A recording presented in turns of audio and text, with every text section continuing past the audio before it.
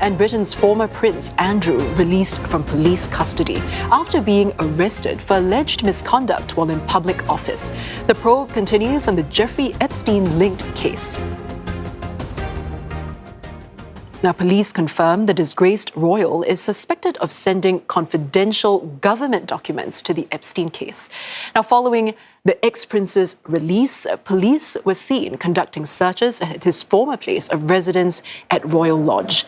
Mountbatten Windsor has also denied any wrongdoing. Now, the arrest is the most high-profile since the release of the Epstein files.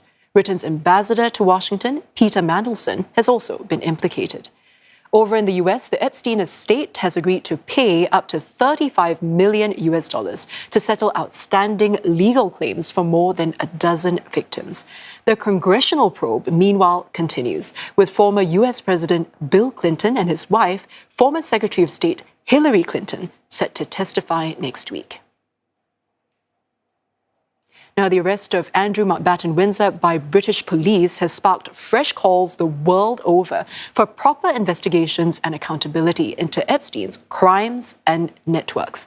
And for more, we're joined by Olly Barratt, reporting live for CNA from Windsor, and Nick Harper, who joins us live from Washington, D.C. Now, Olly, let's start with you. We know that Prince Andrew, or the former Prince Andrew, has been released under investigation, and also police are now continuing a search at Royal Lodge for the second day. So what more do we know at this point?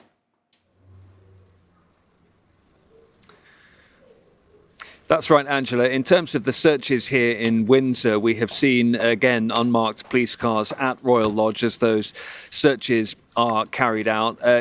On Thursday evening UK time, when police released Andrew, they said that they had concluded one of their searches, which was at Sandringham, where he now lives, but that they were continuing the search here in Windsor. Now, in many ways, that might be to be expected. Royal Lodge, where he lived for years before effectively being kicked out by King Charles, is a much bigger property. He had been there for years. There is the potential for much more documentation, paperwork, perhaps computers and files to be still on that property than there might be at Sandringham. So, as I say, those searches continue. When it comes to Andrew himself, as you say, he was released under investigation. What that means is he is not on bail. There are no bail conditions as part of his release. He is free to come and go. He has not been charged with any crime yet, but we are also not at the point where police have decided to drop their investigation. So in some ways, he is in a legal limbo at the moment, waiting for police to conclude this stage of their investigations and then ascertain exactly what they plan to do next. He has not, as I say, been charged with any crime at this point and has always denied any wrongdoing when it comes to his links with Jeffrey Epstein. Yeah, well, Olly, the Epstein files have also renewed calls for accountability all around the world, and many of those under pressure are now also in Europe. Can you tell us what the fallout has been when it comes to the Epstein files on that region?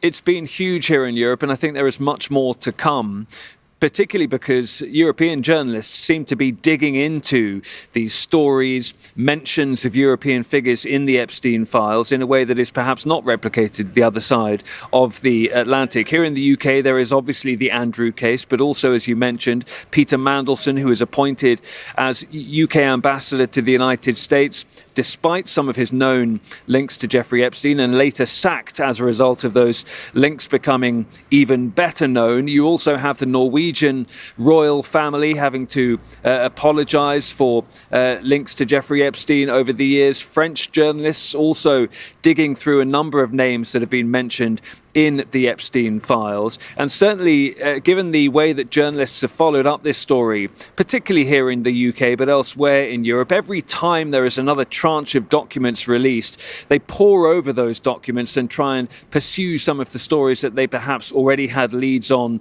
before. So every time there is a new release of documents, there's been really further developments in the case in terms of personalities that had links to Jeffrey Epstein here on the European continent.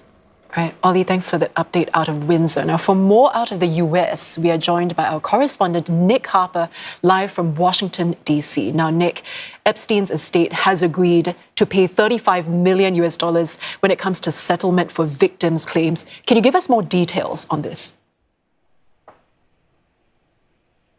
That's right, Angela. And the timing of this, I think, very interesting. Filed in a US court on Thursday, the same day, of course, as Andrew's arrest in the UK. Now, this is an agreement that's been put forward by Epstein's estate, really to pay any outstanding legal claims in a class action lawsuit. They're proposing payouts of up to $35 million if there are 40 eligible people, or $25 million if there are fewer than 40 eligible people.